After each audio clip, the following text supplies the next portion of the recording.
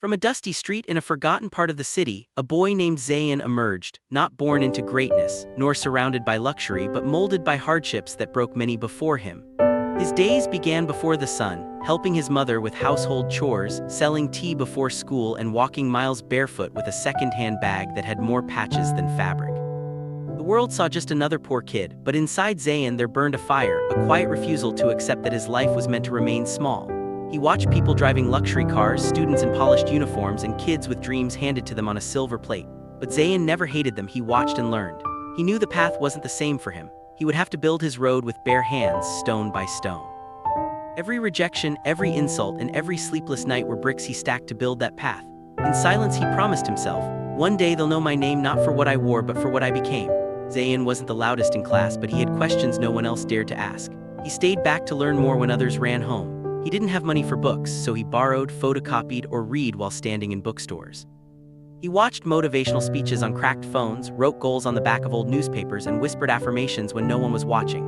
His friends mocked him, called him crazy for dreaming too big, but he smiled. He knew they were speaking from fear. He didn't blame them, he just didn't join them. While others wasted nights in distraction, Zayan stayed up studying under a street lamp. Slowly his marks improved. Teachers noticed. One kind mentor gave him free tuition. Opportunities were small, but he grabbed everyone with gratitude and hunger. He was growing, but not just in knowledge. He was building mental toughness, the kind that can't be taught, only earned. Then came the storm. His father fell severely ill, and every rupee they had was spent on treatment. Zayan almost dropped out of school. He cried silently in the corners of hospital halls, not for his suffering, but because he felt he was losing time. Everyone said, "Accept your fate, life's not fair." And he agreed, life isn't fair, but it's still in our hands. With part-time work, sleepless nights, and missed meals, Zayan kept going. He worked as a waiter, cleaned shoes at a railway station, and even begged not for food but for another chance at education. Each time he looked at his mother's tired eyes, he told himself, "This pain will end, I won't let it win."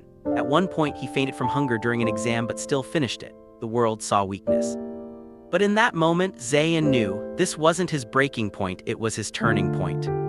One essay competition, one entry, one chance, that's all it took to change everything.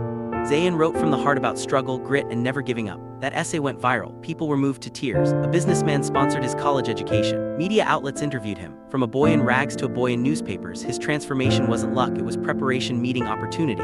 He studied business, worked with startups, and led projects. The boy who once begged for books now gave scholarships to others. He never changed. He still spoke with humility, helped his mother cook dinner, and remembered every streetlight he studied under. But now the world listened when he spoke. People followed his journey. He stood on stages, looked into the eyes of thousands, and said, "Your pain is not your punishment, it's your power." Years later, Zayan opened a school where no school existed. He returned to the street he once sold tea on and built a library there. Cameras captured his story, but what mattered most to him wasn't the fame. It was the kid in the front row who looked just like him, hungry, scared, but full of fire. Zayan bent down, smiled, and said, "You'll make it, just don't stop." His name became a symbol not of success, but of transformation. He proved that no dream is too big when your commitment is real. And in the end, Zayan didn't just change his life. He rewrote the destiny of every child who now believed they could rise too. The fire within him had lit 1,000 more.